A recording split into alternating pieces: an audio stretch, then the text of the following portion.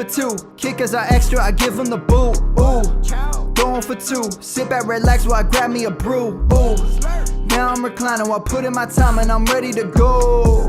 My spine is aligning and much my lineups, my bank account grow.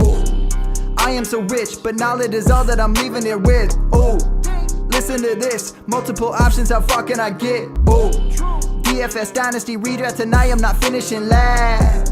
I'm finishing past any and all, I am looking to last. What else? This spot is popping and I am so locked in and only opening the door when it is opportunity knocking. And all of these spots keep on talking and talking. So what are we talking? What kind of alignment? And running it deep, even players forgotten or came from the bottom or hitting that top. And this spot is popping, yeah, this spot is popping. And woo!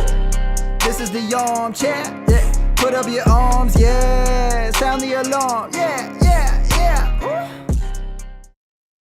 What's up, everybody? We are back to our regular scheduled programming. This is episode 298 of the Armchair Fantasy Show.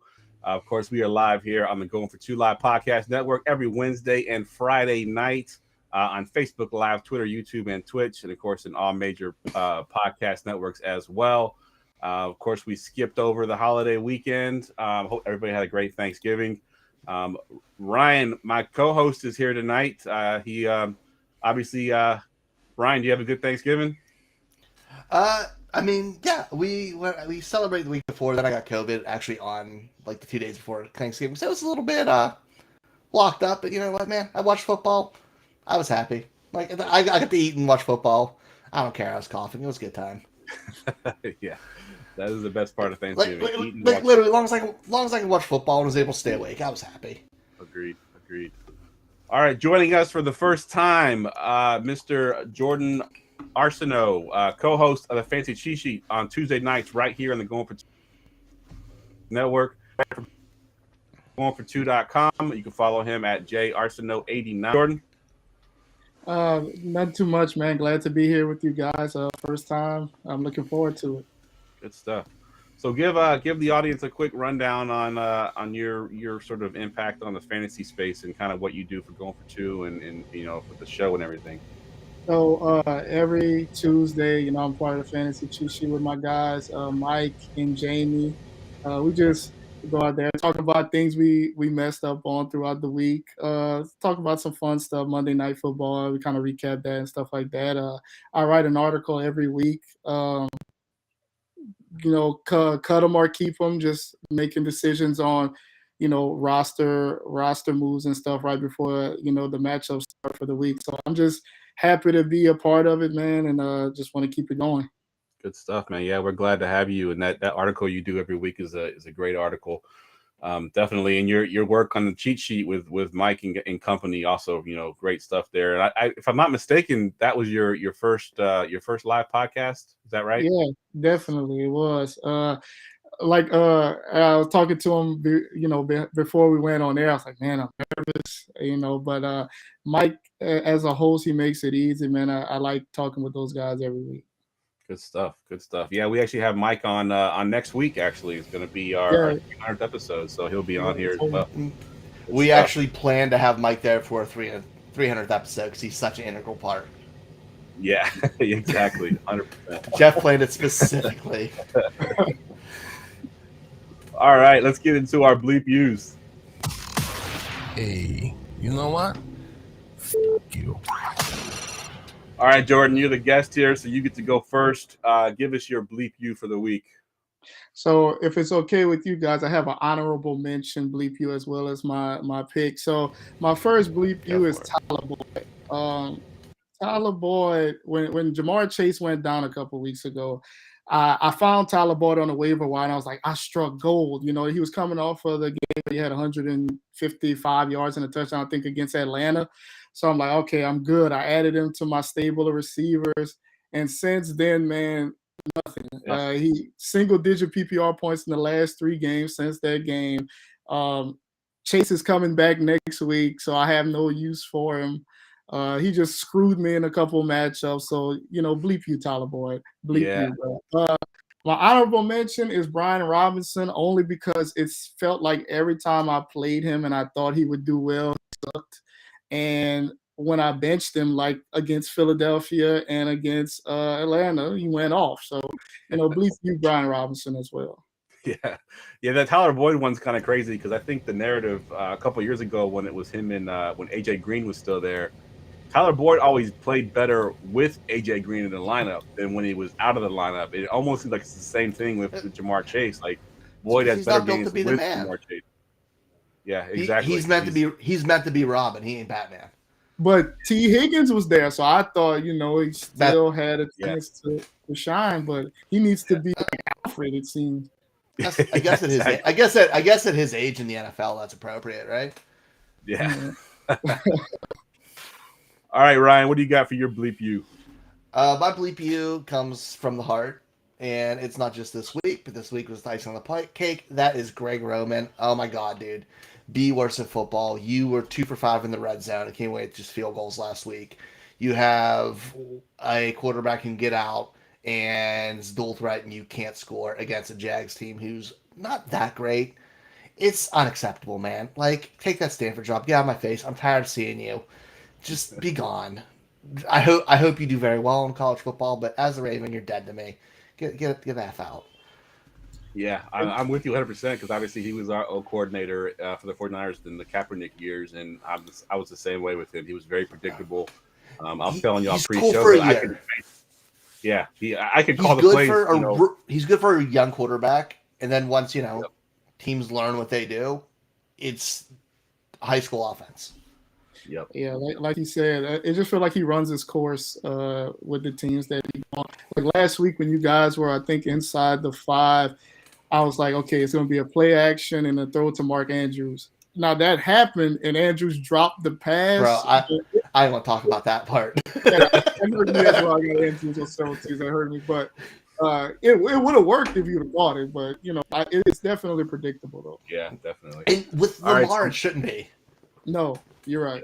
Agreed. You have the threat of everything with Lamar Jackson, and you shouldn't be predictable at all. You should have all kinds of things open, especially down in the red zone. I mean, there's so many things open in the red zone for that kind of team with that kind of running quarterback. It's crazy that they have trouble scoring down there. So my bleep you is kind of a bleep you for weeks 1 through 11, and it's going to Zach Wilson. Going to Zach Wilson for killing my shares of Elijah Moore. I loved Elijah Moore, last year as a rookie, even this year when he became, the second guy to Garrett Wilson. And then Zach Wilson just ruined him. And, I got to the point where I think, is Elijah Moore even good? And then, of course, he comes out, this past game with Mike White, who's not exactly the greatest quarterback, but he played really well this past week. And lo and behold, Elijah Moore is back on the map all of a sudden. So, bleep you to Zach Wilson for ruining, like I said, all my shares of Elijah Moore that I have since put him on the bench, or I've traded him away or dropped him in some of my redraft leagues. So yeah, bleep you, Zach Wilson. I would assume that Zach Wilson is on a lot of the Jets bleep you list as well. Yeah, 100%. 100%. Yeah, every single one of them, including his teammates and everything too. All right, let's get to the news and notes. News and notes from around the league. News and notes is brought to you by Underdog Fantasy. Not only do they offer best ball leagues, but they have pick'em contests, which you can win up to 20 times your money.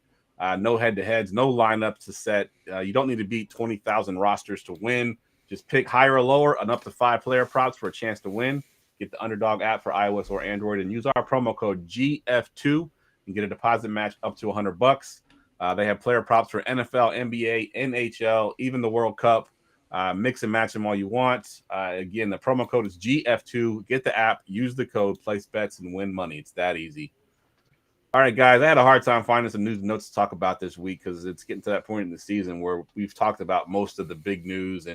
But there are a couple of notes here that I wanted to talk about. And the first one, we'll go here with a couple running backs. Melvin Gordon signs to the practice squad with the Kansas City Chiefs, or is he expected to? I don't know if he's officially signed yet. I know he's expected to sign. But I want to know, Ryan, does that do anything to your Isaiah Pacheco shares, or are you excited about Melvin Gordon being in that offense there? Anything to do with Melvin Gordon? I think it's not, I don't want to say it's detrimental to Pacheco. I think it's it makes each of them more game script dependent. I think you're going to see Melvin Gordon in those games where they're winning, trying to work out the clock, kind of like that Darrell Williams role from last year, where you knew if they're going to win and they're going to be trying to grind out at the end, it's going to be him. If they're in a shootout, you're going to see Pachenko on the field because he's a more electric player. So I think it's going to be a little bit more game script dependent. But you know what? As it is, Pachenko, yes, he's had a couple good games lately, but it's still very game script dependent, especially with that team. In the running back position, it just kind of spreads it out a little bit more. I'm not super stoked to start either of them any week, but I think you can kind of play on who their matchup is to see if one's startable or not. Yeah, agreed. Any thoughts on Melvin Gordon, Jordan? Yeah, we kind of talked about it last night. I talked about it with Mike and Jamie last night. I was surprised, man, considering Ronald Jones made a sighting last week. He looked pretty good in his time. Pacheco's looked good, like Ryan said. But yeah, I definitely think it's game script. I think he's gonna be more of a depth piece. I would like to think that they would use kind of Rojo YCH in tandem with McKinnon and Pacheco as well. So we'll see what happens with it. But I mean, it was a low risk, possibly high reward move for them. Yeah, I agree. I think it's like you said, low risk, high reward, especially with injuries. The running backs, you get one or two of those guys. I mean, McKinnon's not the picture of health. If he gets injured, does Gordon step into that number 2 role, the receiving down role? I agree. I think if you got he's a solid back, man. Yeah, like he's not bad. He's still good enough where he was getting playing time. He's not terrible by any means. He's just boring because he's been around for a while. Do y'all buy the reason he got cut? Have y'all heard the quote unquote reason he got cut? Y'all buy that reason that he was blasting? No, what was the reason? He was blasting Future in the locker room. Who's Future dude, is his. Are we? No, dude, that's not true. That was that was Drake Jordan, who's a troll account who posted that news. Like, no, that's fake. I wish it was true. But... I wish it was true, but like, I've seen it all over TikTok and everything. Yeah, that dude. Everyone believed him for some reason because getting them check marks, baby. I think the fumbles had a lot to do with why they let him go. And the fact is, especially because he had goal line. Yeah, he had a bunch of goal line fumbles too, which that's the worst place to fumble. All right, Ryan, let's go talk about one of your running backs. This is a guy I was excited coming into the season. Unfortunately, it did not pan out the way I had hoped. I had him in Scott Fishbowl as well. J.K. Dobbins has been, he's opened up his 21-day window to see if he can come back this year. What are you thinking with Dobbins? Do you think they risk it this year for him, or do you think that he's just going to be done for the year? I think they risk it if they're for sure getting the play. Like, I think if it comes down once the playoffs start or close to, if they're playing for the playoffs, yes. If they win a bunch and they're clear of the playoffs, I don't think they play until then. I think if it's close, they activate them a little sooner. But I think either if they're in easy or struggling to get it, if they're struggling to get it, we see them. If they're in easy, we don't until the playoffs. Because Gus Edwards they trust him. Yeah, and Kenyon Drake's played very well. No, is he someone that we're going to trust in fantasy? If you think it's just going to be a limited role, I'm not trusting him till I see him in the offense in fantasy. Like, I want a game. I will take him coming in and have a 120-yard game on his first start back. I'll take him on the bench on the chin because I'm just not confident how they'll use him. If it happens, I'm ecstatic for the week after, but I'm not taking that chance. Agreed. Any thoughts on J.K. Dobbins, Jordan? Anything that you're looking at with him?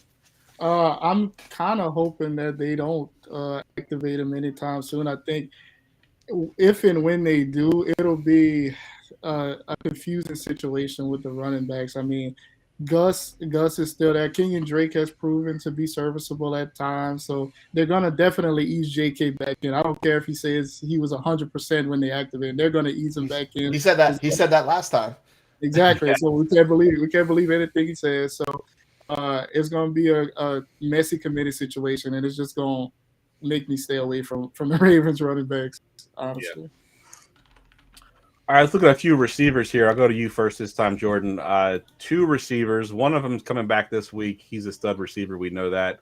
The other one's a rookie that hasn't played yet this season and may not make his debut this week, but maybe with the week 14 thing. But Jameis Williams could be come back week 14, and then Jamar Chase could come back this week 13. So my question to you is, one, if Jamar Chase is on your bench right now, are you putting him in there the first week he comes back? And then Jameson Williams, is he worth adding right now as a flyer, knowing that you probably would only have him for the playoffs? I'm definitely starting Chase this week. He said today, I think, or yesterday, that he was held out as a precaution last week. So I feel like he's going to be ready to go. So I'm starting firing him up with ease. Jameson Williams, I think he's worth the stash just to see what you get. I mean, I know Amon St. Brown has been kind of dominating for them, and Golf hasn't been excellent like he was at the beginning of the season. But it's just worth taking a chance when you got a talent like that on an offense that's normally chasing points, throwing the ball a lot. So it's worth the if you have an IR spot particularly, put him there. But you don't drop anybody valuable for him, I don't think, at this point. Agreed. Yeah, agreed. What about you, Ryan? Are you comfortable putting Chase in your lineup this week? Yeah, Will's up on Chase. Like he's elite, and I'm not. Who are you going to start over him if he's on your team? Let's be realistic about it. And Jameson Williams, I'm a huge Jameson Williams advocate. If you listen to us in the off season, my crush on him is ridiculous. But I'm not starting him in fantasy this year, like at all. Like I'll let somebody else out and spend the fab on him, because if you look at it, one thing you have to build that rapport with the quarterback, which he normally takes the off season, which he's had none of. So he doesn't have that rapport. If he comes in, he's going to be used maybe as a deep threat to spread the field, which is maybe a couple targets a game, or it could be like a 3 for 60 game with a touchdown or something like that. It's not going to be something that you can hang your hat on. Like I said, Amon St. Brown just eats up targets. I think James Williams is a huge ad in Dynasty, and he's sometimes shoot for trades. But in redraft, I'm not really messing with him.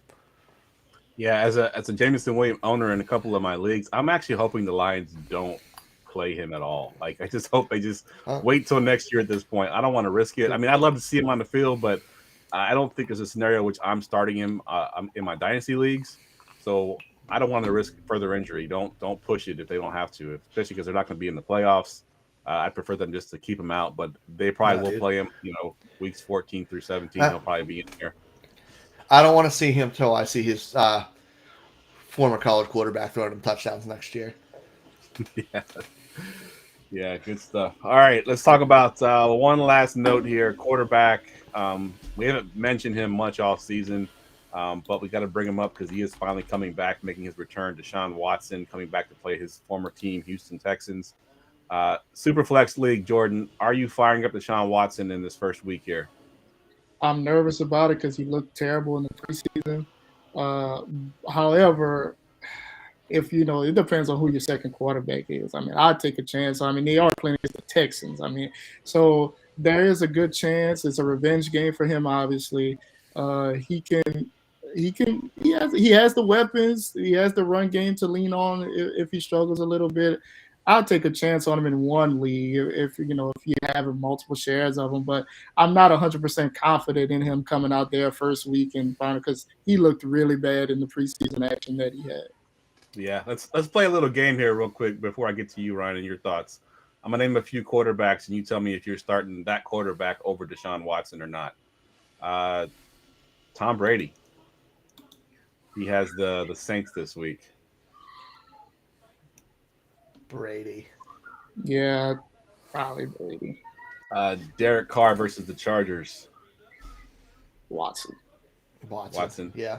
All right, so that's where the line break is there. So Brady, and then below Derek Carr as far as rankings go. Jimmy Garoppolo. I'm sure you're going to Watson with that one. What about Kirk Cousins? Kirk Cousins against the Jets this week.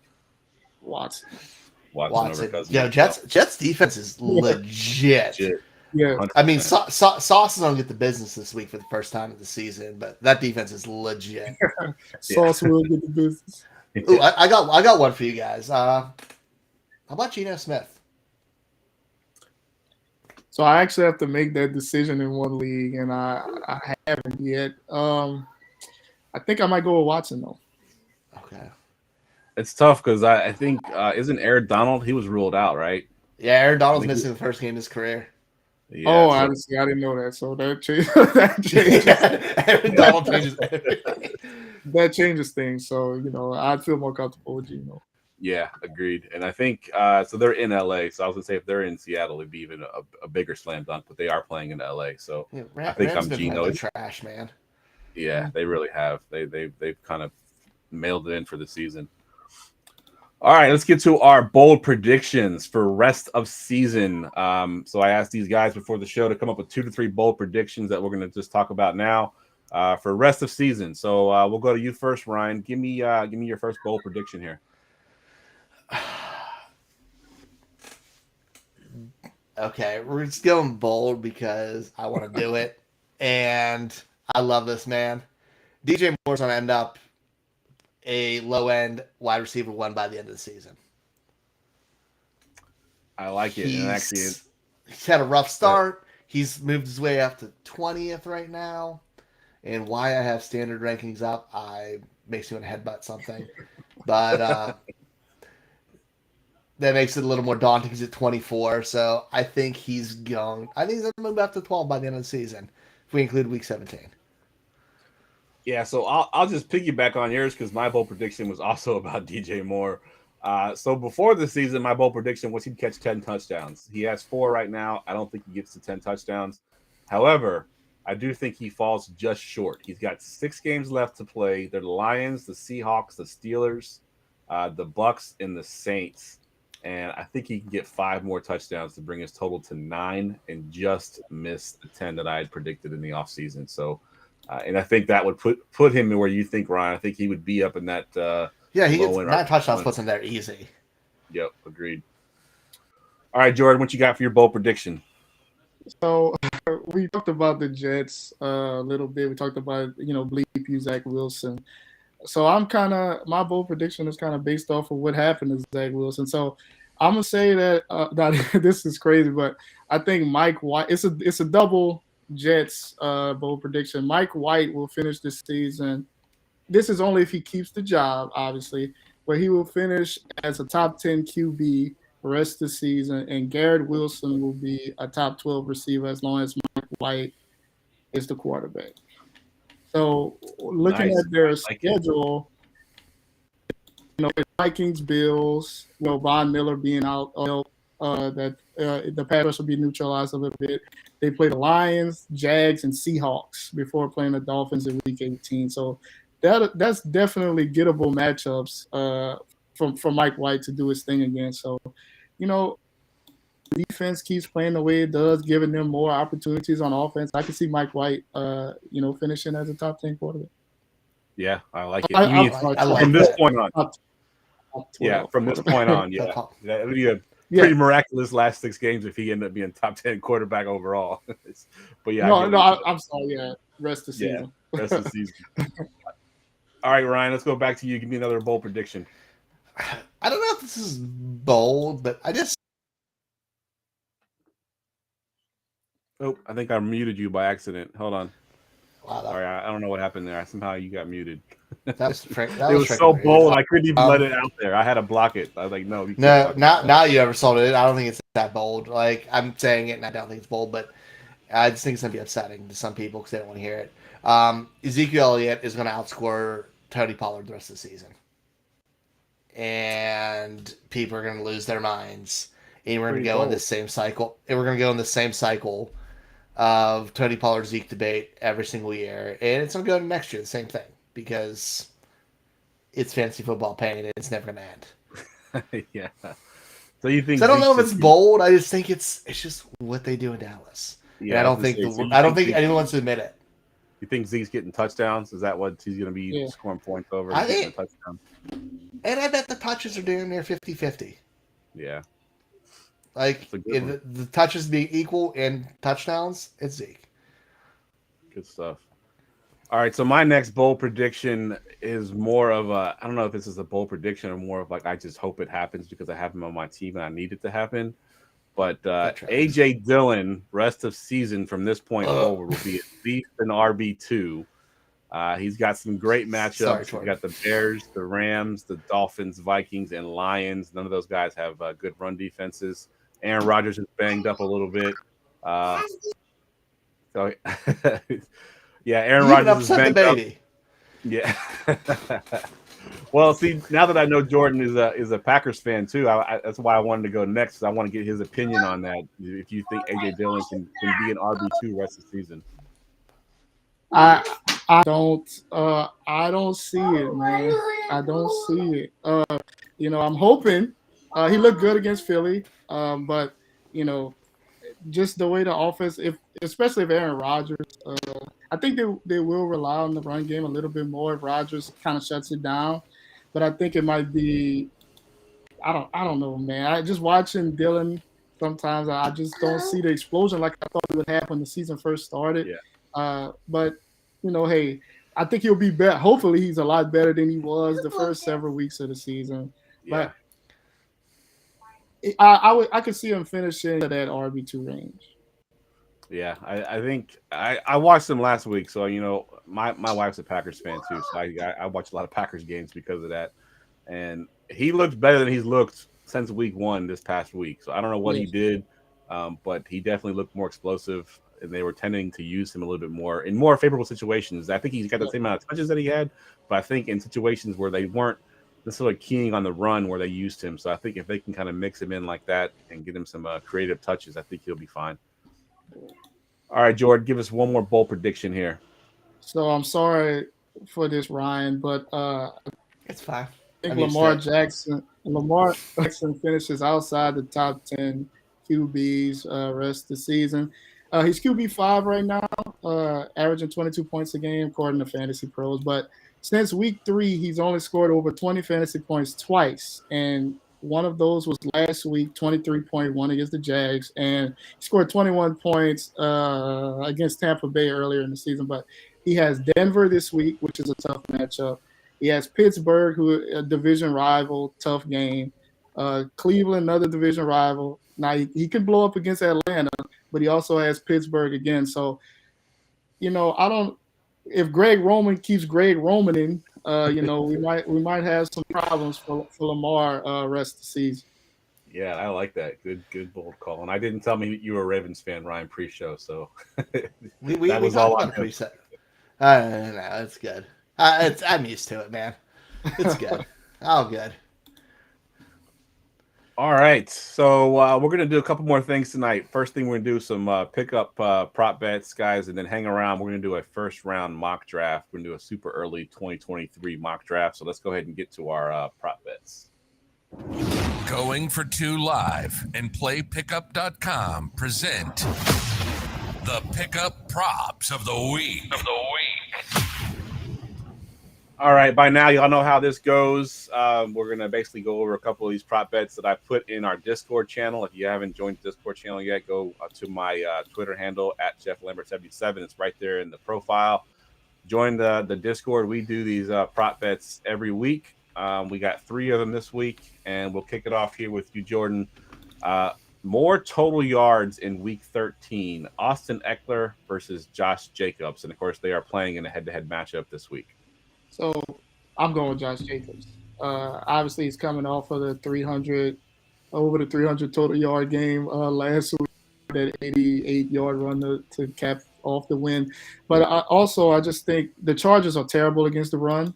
So I could see Josh Jacobs eating. He catches a lot of passes as well. Eckler hasn't really been that good in the run game, but he'll catch some passes. But I definitely think Jacobs will have more total yards in this one. I like it. Yeah, and it's crazy that Jacobs is catching passes because me and Ryan talked about this as from his rookie season that he's a good pass catcher, and just they never used him as a pass catcher. I think last week he caught a one-handed catch, and I'm like, that's he's a good pass catcher. That was my favorite thing in his draft profile, and they just never used it. I guess a FU should be to John Gruden because Josh McDaniels is using him like John Gruden should have. Yep, 100%. What about you, Ryan? More total yards week 13, Eckler or Jacobs? So I'm going with Eckler because Jacobs has missed practice a couple times this week for a calf injury. And anything injury-wise below the belt, I'm always a little hesitant. So I'm just kind of going with safe on that. Plus, I love Eckler. Like, he's amazing. He's been amazing this year. I know Jacobs had the game this year, but sometimes you see it let down after that as well. But the injuries, it scares me a little bit. Yeah, that's a good call because, you're right. He has been dealing with some injuries, been limited this week. And actually, even last week, I think going into the game, there was some question if he was going to play or not. And then he came out and balled out. So I don't know what kind of injury Josh Jacobs, he seemed like he was fragile the first couple of years, but he has a contract on the line this year, so now he's like Wolverine. So Yeah, exactly. Exactly. It's crazy. Habitually nicked up and he's fine. Yeah.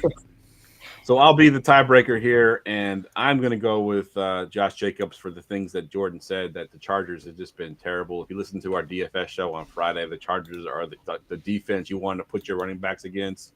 They've gotten a little bit better as the season progressed, but I mean they were terrible at one point, giving up like 6 yards a carry.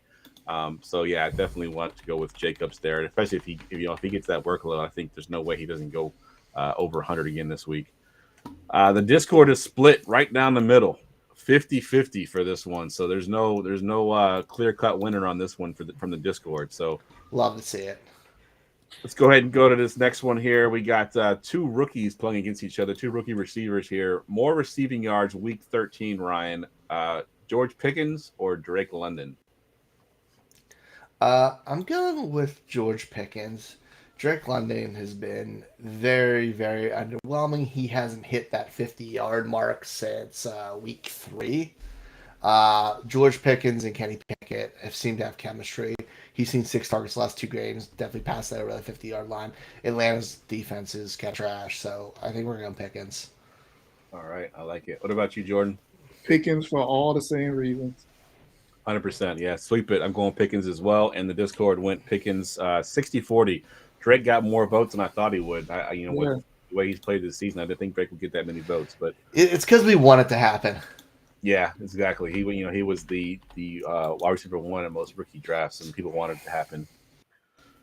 All right, last one here, and I'll go to you first, Jordan, because this is Ryan's game here, so we'll get his opinion after this. But who will lead the Broncos and Ravens in rushing yards? Your options are Lamar Jackson, Gus Edwards, Latavius Murray, or other.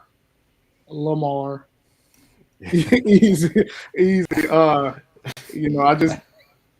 The Denver's decent against the run, but nobody can stop Lamar Jackson when he run. He's gonna be pissed after this loss.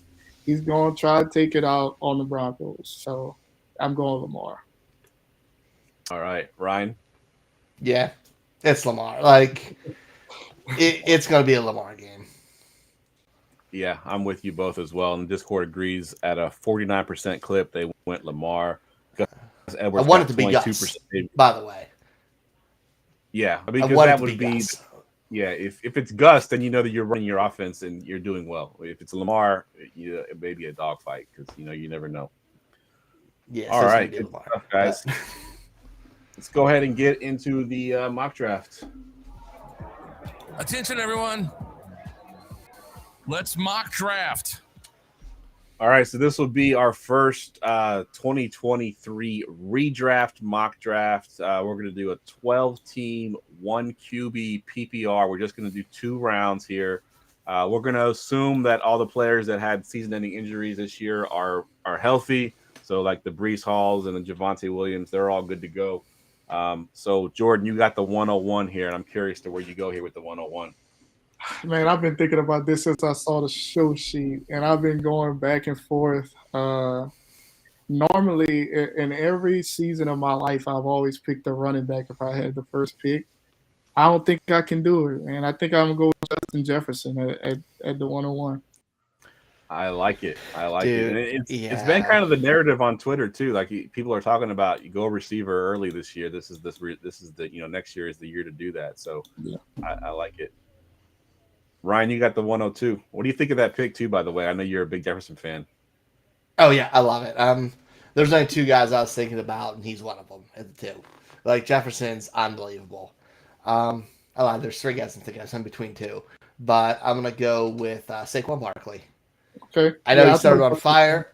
He slowed down a little bit lately, but you know what, man? My man has 224 rush attempts and another 47 targets. And that offense is going to get better next year. I say that offense improves next year. You add a real receiver that opens the world up for him, and that efficiency matches the rest. He's so good. Yeah, I like it. If I'm mad, they have a better quarterback maybe or a better offense, then definitely Saquon is number 1. But as currently constructed, I'm weary of them just stacking the box against them and and Which they're doing. right. It still doesn't matter. All right, so the 103 is tough because I can go a lot of different directions here, and I'm looking at the running backs now to kind of figure out who I want to go with, options that I have on the board. I don't know if I want to go that high with Travis Etienne or Kenneth Walker going into their second season, so I'm going to play it safe here and go with the guy who was up until this last week was the RB1 until Josh Jacobs went nuts, and I'll take Austin Eckler here at the 103. Now you're looking at standard scoring. I'm looking at what? You're looking at standard scoring. Eckler still won. Is he still one? I thought Jacobs passed him this week. I could have swore he passed him. Nah, PPR were 255 and 242. Okay. All right. Fair enough. I could have swore I saw that he passed him. Maybe he passed him in one of my leagues and I have some different scoring, so that's possible. But yeah, Austin Eckler, my 103 pick here. Jordan, you got the 104. Yeah, I know. So I think I'm going to go with the guy in San Francisco, Christian McCaffrey at 4. You're not worried about all those weapons there and Jimmy Garoppolo not being there anymore because he's a free agent after the season. True, but they traded quite a bit to get him. I think they're going to use him. Obviously, Elijah Mitchell's knees are problematic. Not to say C-Mac's body isn't problematic as well, but yeah. I think you have to be wary of Trey Lance probably vulturing at some touchdowns here or there. But this guy is so talented. I feel like you can't with that offense being able to move the ball to touchdown opportunities are going to be immense. So I will see that. I like it. Ryan, you got the 105 here. Age be damned. I don't care. He is the man at his position, and overall, it's just such an advantage. I think Travis Kelce. I knew it. He's attached to Patrick Mahomes. He has. There's no slowing down. Like you think he's in his closer to his mid-30s, and he has 12 touchdowns this year and almost 1,000. He's near 1,000 yards. He's not slowing down at all. I'm gonna take him till the wheels fall off. Yep, I like it. Someone did some research on this, and they took all the average of the first round picks this year, and which teams were destined for the playoffs compared to what teams that weren't. And Travis Kelce was the one that if you pick Travis Kelce in the first round, your team is most likely going to be in the playoffs because he's just been a beast this year. He's been a monster. So I like that pick. All right, so you made my pick pretty easy because I had Travis Kelce on my list here, but then I had the other guy that I was thinking about, and he was the consensus 101 last year. He had a pretty awful season up until the last couple of games, but I do think there's a bounce back coming. He's still young. Mr. Jonathan Taylor for the Colts. I will gladly take him here at the 106. Tremendous value, in my opinion. I think he's going to have a huge bounce back season and have a good second half of this season as well. All right, Jordan, we're back to you at the 107. Yeah. I think so. Here I am going receiver again, but I think I'm gonna go with Jamar Chase here at the 107. When he's played this season, he's been electric. Him and Joe Burrow obviously have the chemistry. He's still very young. He's younger than Justin Jefferson, so I can see them doing this for years to come. Top guy, Jamar Chase. Yeah, that's where I would have gone at the 107 too. I think Chase is right. I think right in that spot there. 106, 107 is where I would be taking Jamar Chase. All right, Ryan, you got the 108. Dude, I can tell I'm still in redraft mode because I'm still drafting old guys, and I love it right now. And I think Derrick Henry. Like, what are you gonna say? He's gonna get close to 300 carries every year. That offense runs through him. It's not going to change that much next year. And barring an injury, he's still Derrick Henry. We forget about him just because he's so consistently good. 100% agree with that. Yep. All right. It's getting tricky here at the 109. And I'm going to go with another running back. I'm torn between three guys. Ramondre Stevenson. Be a homer, dude. I know you want to do it. Be a homer. Chris McCaffrey's gone already. Oh, you're right. Yeah. Yeah, I can't take Christian McCaffrey. I would if he was here at the 109. Definitely would. But I'm looking at Ramondre Stevenson, Kenneth Walker, or Travis Etienne. I know there's other running backs that are a little bit older that have had a little bit more history, but I like these guys' upside. And I think I'm gonna go Kenneth Walker because I actually my original rankings before I listened to all the pundits is I had Kenneth Walker actually over Brees Hall, and then people talked me out of it, and then the combine happened and I put Brees Hall over Kenneth Walker. But I love Kenneth Walker. He's showing obviously why he was the pick that he was for the Seahawks, and I don't think Mr. Rashad Penny is really gonna be anything next year. So give me Kenneth Walker here at the 109. At least your co-host was right. At least your co-host was right about the 2 rookie backs, but it's okay. Yeah, that was a good pick. Penny's job is over. He might as well, Yep. All right, Jordan, you got the 110 here. Man, y'all keep. Well, I guess I like to take receivers, I guess, but I'm gonna go with Tyreek Hill at 10. I was skeptical of the Dolphins' offense as a whole going into this season. Tua, though, he's kind of alleviated those concerns, being able to, even though his deep ball hangs in the air for what seems like 3 hours, and Waddle and Hill got to stop and come back to the ball. It works. It's been working. Hill is up there in targets. He's up there in production. I think it can continue. Mike McDaniel is a genius. So, I'm rolling with Tyreek Hill. He's still fairly young. He's not an old guy or anything like that. Yeah. So as long as Tua can stay healthy, I like Tyreek Hill. Yeah, it's funny because I was a big Tua guy this offseason. I pumped him up all offseason, and even I didn't see this Tyreek Hill type of season this year. Right. I thought it would be a Waddle and Tyreek would be really good, but I mean Tyreek is, at one point was on pace to sort of go over 2,000 yards on the season, so I didn't see that coming for sure. But they're both really good, man. They're both top 6. Yeah, I thought they would only be good enough to support like one a game, but like there's been several games where they've both been top 10. I'm like, wow.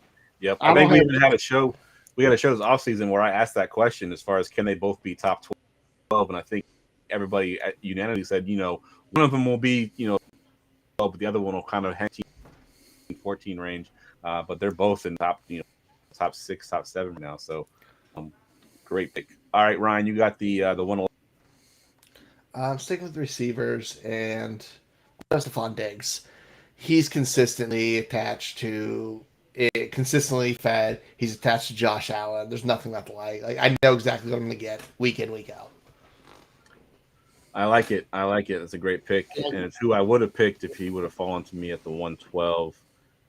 So I have the 112 and the 201 back to back here, and I think I'm going to double tap receiver, and I'm going to go with A.J. Brown with Jalen Hurts. I think another season with Jalen Hurts is going to be and then I'm going to go with Devontae Adams. I know he's had an up and down season, but that stretch of games that he had up until this past weekend where he was getting, tons and tons of targets there, I'll go ahead and take Devontae Adams at the 201 there. All right, and then back to you, Ryan, at the 202. I'm between two guys here, and I'm gonna take Nick Chubb. That's what I'm gonna take. Deshaun Watson opens up that offense. No matter how you feel, he's gonna improve that offense with him, which means more red zone opportunities for Chubb, who's still. And Kareem Hunt won't be there most dominant. Yeah, even if he is there, I don't care. I like Nick Chubb in whatever they have. He's still got 200 carries this year and 12 touchdowns. Nick Chubb's Nick Chubb. I hope Hunt comes back because that just gives you more value on Chubb when he's consistently good either way. Yeah, and the great thing about Chubb in his career, that 50-50 split that he's had, it's kind of kept the miles off of him. He's he's a young 28 or whatever he is now. So yeah, it kept him fresh, man. I'm cool with Chubb on my team. He's not exciting, but he's gonna be good. Yep, he's exciting to watch. But he's just in fantasy because he doesn't get the PPR points. He's not exciting, but I love watching him breaking those tackles. He's one of the best pure runners in the league. But as a fantasy perspective, nobody ever gets excited about Nick Chubb pick. That's a good pick, and then they move on. Yep, 100%. All right, Jordan, 203. I think I'm gonna go with Travis Etienne here. young guy. That I expect the Jaguars' offense next year to be explosive. I know Calvin Ridley will be there. Don't know what to expect from him, but he's another weapon that they add.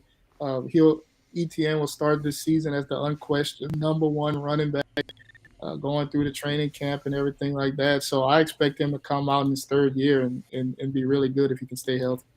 I like it. Yeah, I actually considered him on a few of my first round picks there. So getting him in the second round, great value. All right, so I'm up here at the 204, and I'm gonna go with a guy we just talked about. The Raiders did not pick up his 5th-year option, but I think they find a way to get him signed this year. He's been too good to not sign. I'll take Josh Jacobs here at the 204. Pretty easy pick for me at this point. Wow, Ryan, you get times the 205. Yeah, exactly. Times have changed. Times have changed. Wasn't he like a second round pick like a couple years ago? Yeah. Yeah, and was he like a third last year or fourth last year? Third or fourth last year. I think people were writing him off. You know, they didn't pick up his 5th-year option. They drafted Zamir White. Yeah, I know I was on that boat. I was like all over Zamir White. I drafted him in all my leagues. So. Ryan, you get the 205 here. What you got? I'm going to say first. I'm like debating say first up tie between two guys between Cooper Kupp and CeeDee Lamb, but I love CeeDee Lamb, man. The upside's there. I think we're seeing those glimpses this year. He's going to end up with a really good season, but I think that breakout superstar season is very close. Like we're a year or so away. It's just that offense can be not stupid. I think he's a superstar because he has everything you want out of a receiver, and I think we're going to see it sooner rather than later. That offense can be not stupid. Hashtag analysis right there. Dude, it is though. Like everything they do in Dallas is dumb, and I hate it. Like there's just nothing they do makes sense. Agreed. All right, Jordan, you're here at the 206. So Cooper Kupp's still here. I guess you know what. Yeah, I'm going Cooper Kupp. It's easy.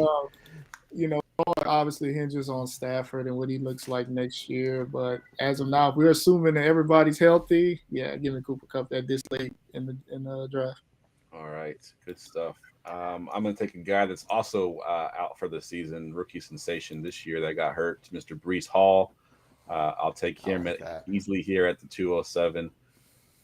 Great value, obviously. This year I think he would have been a top 12 running back had he stayed healthy this year. He looked amazing, so hopefully he can come back fully healthy next year at 207. I love that pick. Yep. Ryan, 208. He's missed 2.5 games and he's still tight end 2. It's Mark Andrews for me. Like healthy Mark Andrews, he's still the apple of Lamar's eye, and if once we have a competent offensive coordinator in there, and that offense opens up, it could get even better. Like they're not going to not feed him. Yeah. Yep. I just need Mark Andrews when he has a chance to score an easy touchdown to just make. That's all I need to make those easy catches. They're placing it. Yeah. Man, I like he has his mental lapses sometimes I don't understand. I know. It's always like multiple times in the same game. It's like one or two games a year. It always happens. Every time he's lights out the rest, but this couple times a year he has like multiple errors. It's super frustrating. It is. All right, Jordan, you got the 209 here. So I've been waiting to see if these guys will get taken. It's 3 kind of running backs that we've all been normally putting in the first, late first, early first, early second. Looking at Joe Mixon, Dalvin Cook, and Alvin Kamara. It feels gross having them this late. Yeah, exactly. I was looking at the same 3 guys. Like I'm like, damn. Wrong. Second. So I think I'm gonna go with Joe Mixon out of those 3. He has the more, like, I know exactly what I'm getting with them. I don't know what the Saints quarterback situation is going to be, and even if it's status quo, it's not really great for Kamara. Mm-hmm. Alvin Cook, I think the more Kevin O'Connell kind of has his prints all over the offense. Is going to be geared more to Jefferson. It's going to be geared to more getting the ball through the air. So I also think maybe come next year they might split more with Madison if he's still there. So yeah, I'm going with Mixon here in the potent Bengals offense. Yeah, that's who I would have gone with too. I was hoping you could pick one of the other two guys because those are the three I was looking at as well. Really, it's a coin flip for me at this point between Dalvin Cook and Alvin Kamara, and I'll go Dalvin Cook just because the here and now offense is better than the Saints offense. So I'm gonna assume that next year it'll be similar, even if they get a new quarterback in there. So I'll go with Dalvin Cook at the 210. Ryan, you get the 211. So this is for 2023, correct? Yes. I'm just double checking. Like you're gonna draft a rookie, aren't you? You're taking a rookie, dude. I'm taking Bijan Robinson. Oh my god. Do yourself a favor. Watch Bijan Robinson play football. It's an absolute joy. He's one of the best running back prospects I've ever watched. He does everything well, and it's so exciting. I don't care where he lands. He's a superstar. He's better than any running back the last 2 years. Wow. It's unreal. Like, I'm taking him early in redraft. I don't know where he lands where he's not their lead back. I love it. I love that pick. I knew right away when you said it's for 2023, right? I was like, yeah, he's one rookie. Dude, I'm looking started his at scouting today, and then he's ready to go. I was looking at Ramondre Stevenson because I do love him, but I'm like, bro, I watched him, and he's absolutely special. Good stuff. I like it. All right, Jordan, finish us off here at the 212. Where are you going? Oh, I was going Ramondre, so it's like anticlimactic. But I spoiled it. Definitely. I'm sorry. Twice in a row. I'm so sorry. Definitely going Ramondre here to close it out. Yeah, I think if I'm not mistaken, Harris is a free agent next year, right? So he definitely won't be back. So it'll be the Ramondre show. And I know we talk about their offense being the committee, but they don't have to have a committee with Ramondre. He does it all. He's the goal line back. He's the receiving back. He's between the 20 back. I mean, he's the guy, right? So I think I love that pick there. Ramondre Stevenson's one of those guys. I was kind of. What do you guys think about Najee Harris next year? I was thinking about him because it felt kind of weird having him this late in the draft as well. I have no idea. If they bet offensive line, I might put him up there. Yeah, he looked shook this year. I don't think he's healthy. Like, I think it's a pass. Like, I don't think he doesn't look confident running the ball. I live in Pittsburgh. I see a lot of their games here, and yeah, you hear what the media says, and they think it's him. I think he's not healthy, man. Like, he had that injury last year. I don't think he has that confidence, like, to just plant his foot and go like he used to. Like, he's not getting behind that big frame. And real quick, let's say about Ramondre Stevenson. We're at 6 straight weeks with 5+ targets for a 240-pound back. Yeah, you don't see that. I don't even care if he's getting over 15 carries. You're getting that man in space. That's dangerous. That is dangerous. That's like Derrick Henry being able to catch passes right there. It's crazy. All right, let's get to some listener questions. Go ahead. Ask me anything. All right, we'll just alternate these so that we can get through as many as possible. Jordan, I'll give you the first one here. Pretty simple question. Zay Jones or Mac Hollins rest of season? Zay Jones. Hunter Renfrow and Darren Waller should be coming back off IR eventually, so that immediately kills Hollins' value. Jones has been he started off the season hot, kind of tailed off a little bit, but he's been coming on the last couple of weeks. So, Trevor Lawrence has trusted him. So I definitely think Zay Jones rest of the season. Yeah, that's a good call. And you're right. I forgot, Waller and Renfrow. I'm still used to the old IR. When they go on IR, they don't come back. But those two are definitely available to come back. And when they do, Hollins is basically the guy that's going to miss out. All right. And that one was from Pure. I don't know how to pronounce that. Pure Luau 19. I assume we're going to go with that. This next one is from F4TA1 on Discord, Ryan. Superflex PPR redraft. He needs at least one more win to secure a playoff spot. So he was offered Kirk Cousins and Cortland Sutton for his Kyler Murray, which is on a bye this week. So he'd have Kirk Cousins to put in his lineup with Cortland Sutton this week to get that win. What do you think? Good. I'm keeping Kyler. Like in Superflex, I don't care what he's doing off the field. I don't care if it's not double XP weekend. Like he's still borderline top 5 quarterback on a week to week basis in fantasy at any given time because of his rushing upside. And this will be the first time he has both Marquise Brown and DeAndre Hopkins healthy. It's wheels up, man. Let's not overthink it. I think he's somebody you should trade for right now if you haven't hit a trade deadline yet. I like it. This one's from Azza on Discord, Jordan. So he's got a PPR. He needs to pick his flex spot here. He's got Treylon Burks, Alan Lazard, Isaiah Pacheco, and DPJ, obviously with Deshaun Watson back. What's your thoughts here? You got to pick one of those four. Yeah, that's tough. I think, I'm going to say DPJ. I know it was with Brissett, but he has been consistent up until last week.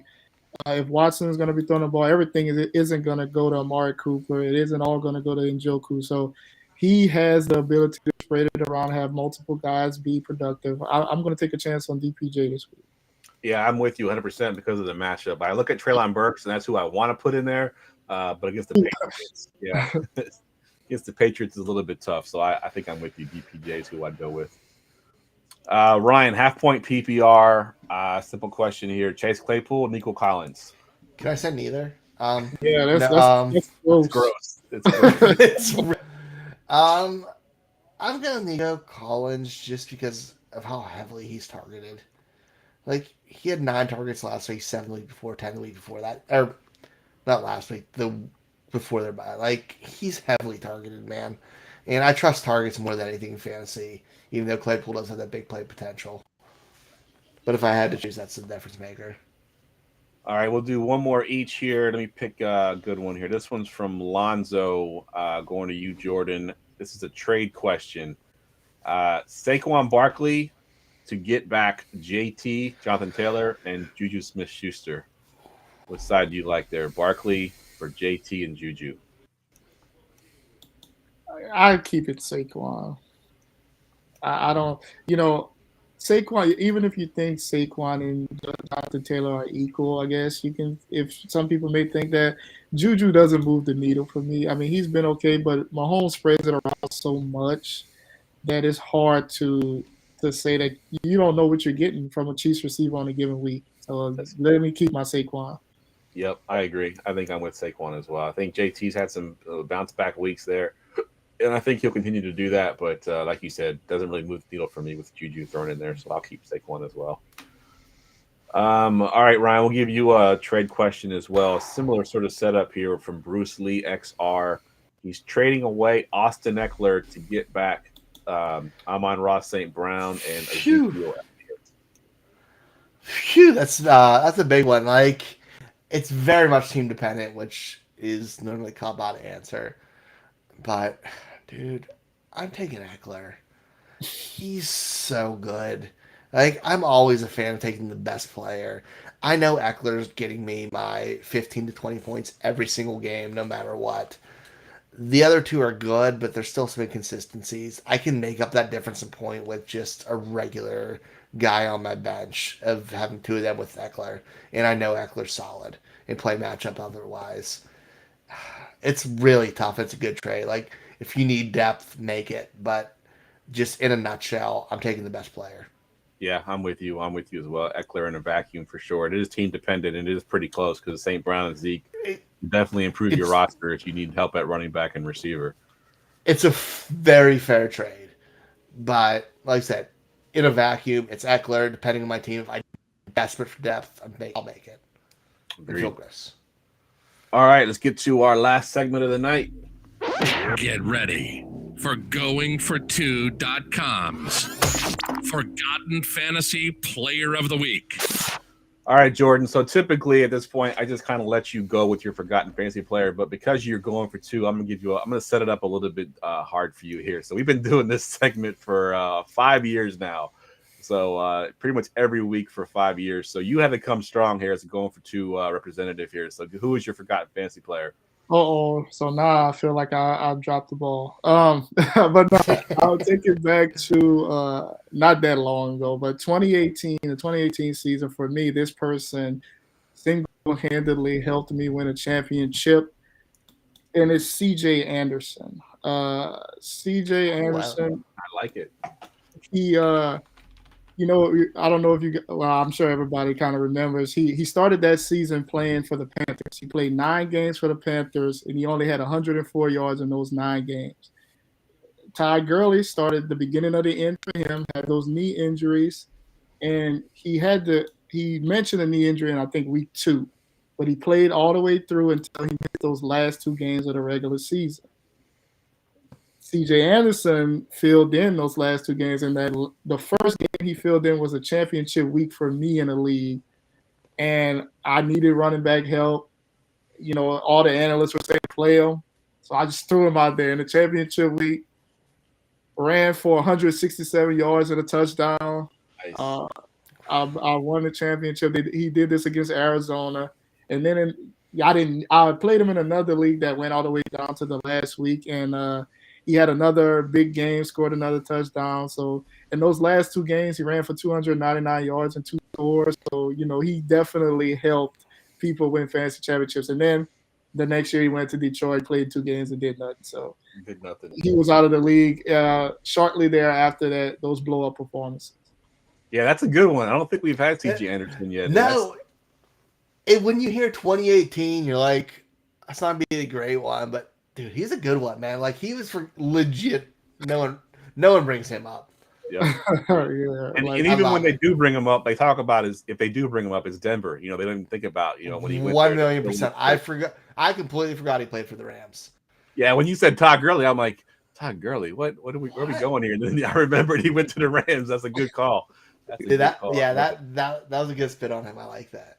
Yeah. Stuff. All right, that wraps the podcast up. We'll go around the room. Just give us your Twitter handle, and if you want to plug anything, we'll go to you first, Jordan. Find me on Twitter at Arceneaux89. Catch me on Going for Two fantasy cheat sheet every Tuesday night with Mike and Jamie. Catch a cut them or keep them article on goingfor2.com every week. Good stuff. Ryan, you got anything going on? Find me on Twitter, Foss534. Find me here Wednesday nights. Find me over at the Rookie Big Board. We're going to be starting diving into some 2023 rookie class stuff, so I'm really excited about that. Hopefully Jeff's going to let me do rookie profiles this year. Who knows? He didn't let me do it last year, but I'm hoping this year I get to talk about them. So, yeah, it'll be fun. It's rookie season. I'm excited. Good stuff. And, yes, this year we will talk about them. We will set that up and make sure that we get some rookie profiles in there. So next Wednesday night, we're going to have Mike Hicks on, who's also from the Fancy Cheat Sheet. That's going to be our 300th episode, so make sure y'all tune in for that. That's going to be pretty cool. It'll also be our last podcast of the year for the Armchair Fantasy Show. The following week, we're going to have our holiday show that we do every year with all the Going for Two people, whoever we can get to come on. So make sure you check that out as well. That'll be on the 21st. But so that's pretty much it. For Ryan, for Jordan, I'm Jeff, and we will see y'all next week.